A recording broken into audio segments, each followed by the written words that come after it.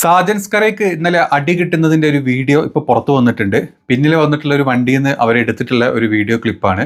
ആ ക്ലിപ്പൊന്ന് കണ്ടിട്ട് യഥാർത്ഥത്തിൽ സാജനെ ആരാണ് ഇടിച്ചത് എന്ന് നോക്കാം. കാരണം ഇന്നലെ മുതൽ മറുനാടൻ്റെ ചാനലുകളിലെല്ലാം പിണറായി വിട്ട ഗുണ്ടകളാണ്, അല്ലെങ്കിൽ MM മണിയുടെ ആളുകളാണ്, അല്ലെങ്കിൽ AKG സെൻറ്ററിൽ ഇരുന്നിട്ട് ഗൂഢാലോചന കൂടിയിട്ടാണ് സാജനെ ഇല്ലാണ്ടാക്കാൻ നോക്കിയത്, TPA 51 വെട്ടിയത് ഇന്നോവയിൽ വന്നിട്ടാണ്, എങ്കിൽ സാജനെ വെട്ടാൻ വന്നത് താറിൽ വന്നിട്ടാണ് എന്നൊക്കെ പറഞ്ഞിട്ടുള്ള ഒരുപാട് ന്യൂസുകൾ വരുന്നുണ്ട്. യഥാർത്ഥത്തിൽ CPM ആണോ ഇത് ചെയ്തത്, അതല്ല മറ്റ് വല്ല കൊടിപ്പകകൾ വല്ലതും സാജനോണ്ടുണ്ടോ എന്നുള്ളതിൻ്റെ കുറച്ച് കാര്യങ്ങൾ കുറച്ച് മുമ്പ് News 18 പോലത്തെ ഒരു ചാനൽ പുറത്തോട്ട് വിട്ടിരുന്നു. അതല്ലാണ്ട് വേറെ ചില ആളുകൾ പറഞ്ഞ കാര്യങ്ങളും ഉണ്ട്.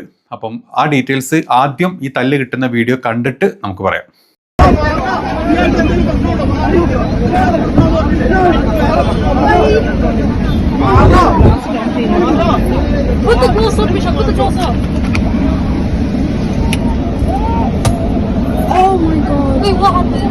മനോജിനോട് മാറാൻ പറഞ്ഞു. പപ്പാടെ ഇങ്ങ് മാറാൻ പറയണം. അയാള് മാനേജ് ചെയ്തോളൂ.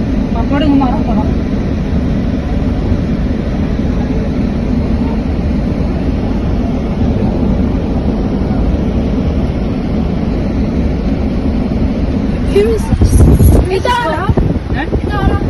അത് ഷാജസ് ഇവിടെ പപ്പ ഇടപെട്ടത്. അയാള് മാനേജ് ചെയ്തോളൂ. കുഴപ്പമില്ല. പപ്പയോട് മാറാൻ പപ്പ ടെൻഷൻ ആവല്ലേ എന്ന് പറയാം. നൈസായിട്ട് എനിക്ക് വെളിവിക്കുക.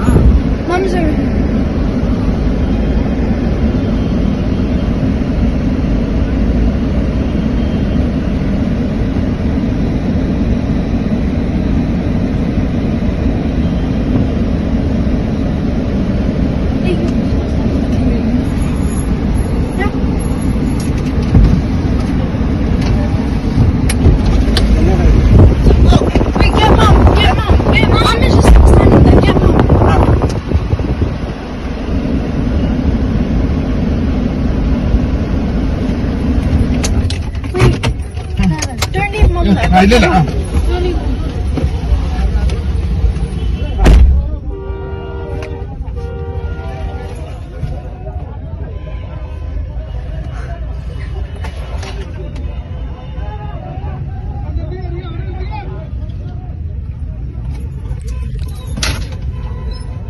നമ്മളൊക്കെ മറുനാടൻ മലയാളി സാജൻ്റെ ചാനലിലൂടെ ഏറ്റവും കൂടുതൽ കാണുന്ന ന്യൂസ് എന്ന് പറഞ്ഞു കഴിഞ്ഞാൽ, അതായത് ഒന്നുകിൽ കമ്മ്യൂണിസ്റ്റുകാരെ, പ്രത്യേകിച്ച് പിണറായിനെ അങ്ങേയറ്റം ചീത്ത പറയുന്ന രീതിയിൽ അല്ലെങ്കിൽ ഭയങ്കര മോശമായി ചിത്രീകരിക്കുന്നു, മറ്റ് പ്രതിപക്ഷ പാർട്ടികളെല്ലാം മോശമായി പറയുന്നു, ഏതു നേരവും മോദിനെ വാഴ്ത്തിപ്പാടുന്ന വാഴ്ത്തുപാട്ടുകൾ മോദിക്ക് മാത്രം അല്ലെങ്കിൽ BJPക്ക് മാത്രം കൊടുക്കുന്ന ഒരാൾ എന്നുള്ള രീതിയിലാണ് സാജൻ്റെ എല്ലാ വാർത്തകളും എല്ലാ ന്യൂസുകളും അങ്ങനെ വരാറ്. അതല്ലാണ്ട് വല്ല ന്യൂസുകളും തിരിച്ച് സാജൻ ഇട്ടിട്ടുണ്ടെങ്കിൽ ഒരു ദിവസം കഴിഞ്ഞ് 2 ദിവസം കഴിഞ്ഞ് സാജനെ തിരിച്ച് പറയാറുണ്ട്. രാവിലെ ഒരു ന്യൂസ് ഇട്ട് കഴിഞ്ഞാൽ ഉച്ചയ്ക്ക് അത് മാറ്റിപ്പറയും, ഉച്ചയ്ക്ക് അത് മാറ്റിപ്പറഞ്ഞാൽ രാത്രി വീണ്ടും അത് മാറ്റിപ്പറയുന്ന ന്യൂസുകളാണ് ഏറ്റവും കൂടുതൽ സാജൻ്റെ ഈ ഒരു മറുനാടൻ ചാനൽ കൂടെ ഇടാറുള്ളതും.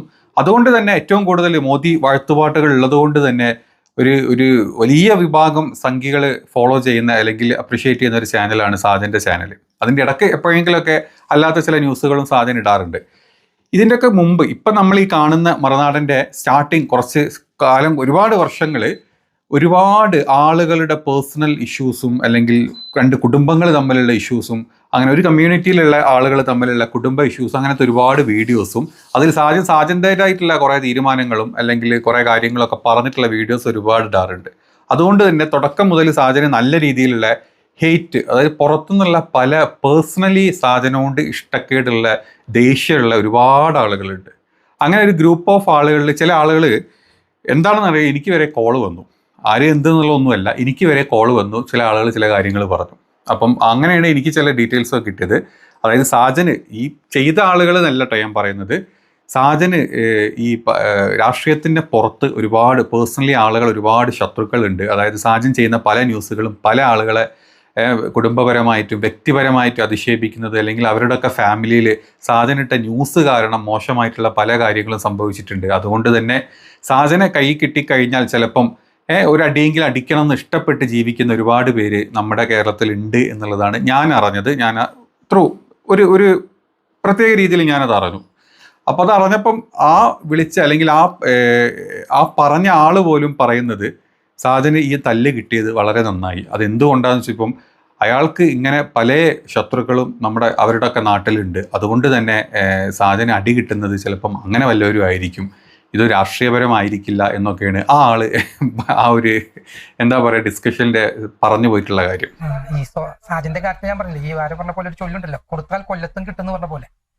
അപ്പോ ആൾ ഒരുപാട് ചെയ്യുന്ന ചില കാര്യങ്ങളുണ്ട്, അത് ചിലത് അനിവാര്യമാണെന്ന് പറയും, ഒഴിച്ചുകൂടാൻ പറ്റാത്തത്. അപ്പൊ സാജന്റെ കാര്യത്തിൽ അതാണ് ഉണ്ടായിരിക്കുന്നത് എനിക്ക് തോന്നുന്നത്. പിന്നെ എനിക്ക് തോന്നുന്നത് അത്ര കാര്യമായിട്ടുള്ള പരിക്കുകളൊന്നും ആയിട്ട് തോന്നിയില്ല. ഇനിയിപ്പോൾ ഇയാൾ തന്നെ ഉണ്ടാക്കിയ നാടകമൊന്നും അറിയില്ല. അപ്പൊ വലിയ കാര്യമായിട്ട് റീച്ചൊന്നും ഇല്ല ആൾക്ക്, ആരിങ്ങനെ ഉപദ്രവിക്കാനും കിട്ടുന്നില്ല, വേറെ വാർത്തകളൊന്നും കിട്ടുന്നില്ല. പിന്നെ തന്നെയല്ല എനിക്ക് തോന്നുന്നത് പഴയ പോലെ യേശുന്നില്ല തോന്നുന്നുണ്ട്. ഇപ്പം ഇദ്ദേഹം ഏതെങ്കിലും ഒരാൾക്കെതിരെയുള്ള വാർത്ത എന്തെങ്കിലും കിട്ടിക്കഴിഞ്ഞാൽ അയാളെ പോയി സമീപിക്കും, എന്നിട്ട് ചോദിക്കും എനിക്ക് ഞാൻ ഇങ്ങനെ ഒരു വാർത്ത ചെയ്യാൻ പോകുന്നുണ്ട്, നിങ്ങളെ കുറിച്ച് എതിരാവും, അത് കുഴപ്പമാവും, അപ്പൊ എനിക്ക് ഇത്തിരി സാമ്പത്തികമായിട്ട് ആൾക്ക് ആവശ്യപ്പെടും.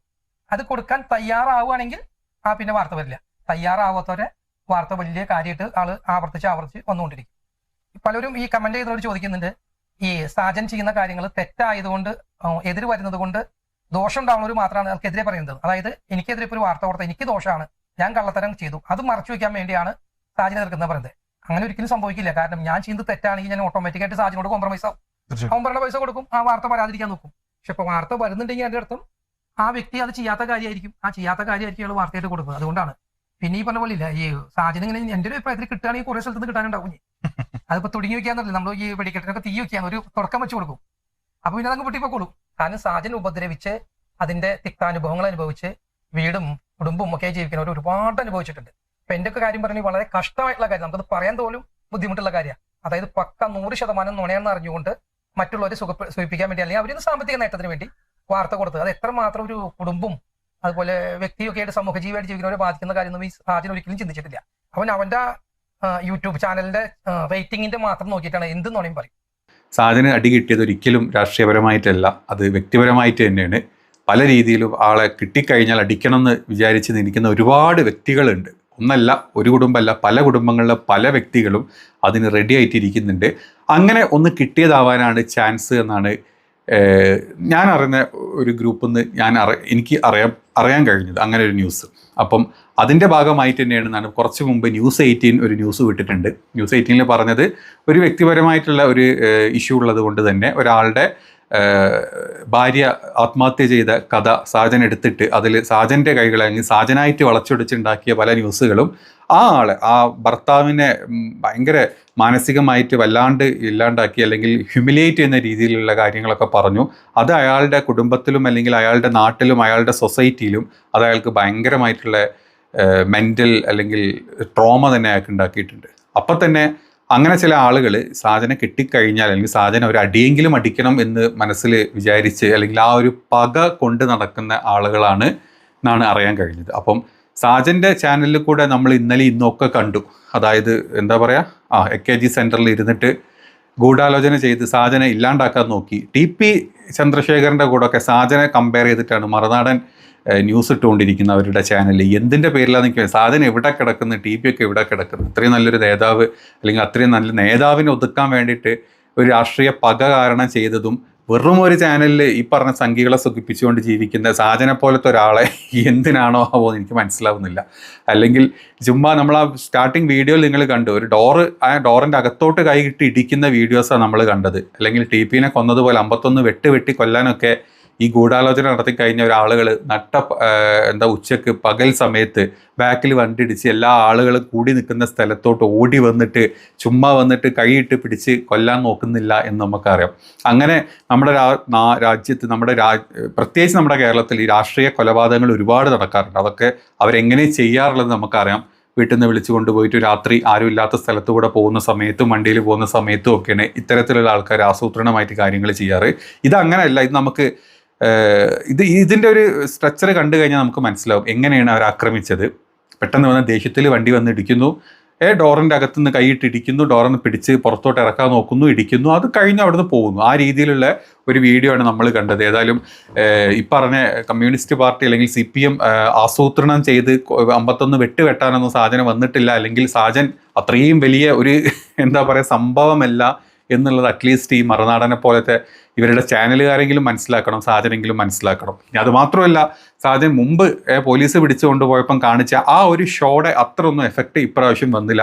ചാനലുകളൊന്നും അത്ര ഒന്നും എടുത്തിട്ട് അത് ചെയ്തില്ല. കുറച്ച് 1-2 വാർത്തകളൊക്കെ ചെയ്ത് അങ്ങ് വിട്ടു. ആരും അതിൻ്റെ പിന്നാലെ പോയിട്ടില്ല. ഈവൻ ഇവരുടെ അസോസിയേഷനോ അല്ലെങ്കിൽ ഇവരുടെ ഒരാളുകൾ ഇതിൻ്റെ പിന്നാലെ പോയിട്ടില്ല.